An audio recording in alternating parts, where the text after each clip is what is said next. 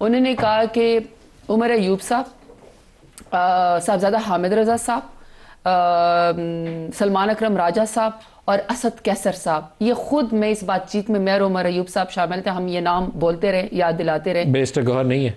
नहीं, ये चार लोग। खान साहब ने कहा कि हमें वो कानूनी मामलात के लिए और लोग चाहिए, लेकिन हमें पॉलिटिकल मामलात के लिए, पॉलिटिकल डायलॉग के लिए लोग चाहिए।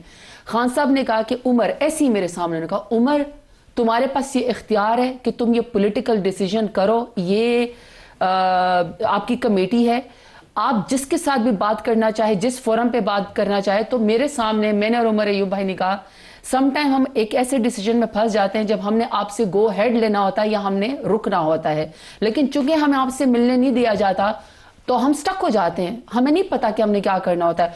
तो खान साहब ने कहा कि ये कमेटी के पास ये इख्तियार है। उमर अयूब साहब को कहा है कि आप लोगों के पास ये इख्तियार है, अब मैं आपको फुल अथॉरिटी देता हूं, आप बातचीत करें, गो हेड ले लिया करें, जो पाकिस्तान तहरीक इंसाफ के लिए, पाकिस्तान के लिए बेहतर हो आप वो कर लिया और ये करें। बातचीत के अंदर अब नून लीग और पीपल्स पार्टी ये दोनों शामिल हैं? बिल्कुल शामिल है। उन्होंने कहा तमाम पॉलिटिकल पार्टी से, उन्होंने कहा आप सबसे बात करें, लेकिन जारी बात है हमने कहा कि चूंकि आपने मैंडेट दे दिया है पॉलिटिकल पार्टी को, में उन्होंने बिल्कुल एक सिर्फ 100% उलट पोजीशन आपने ली है, 180 डिग्री आपने उलट स्टैंस लिया। जो आप पहले कहते थे इन दो जमातों से बात नहीं करनी,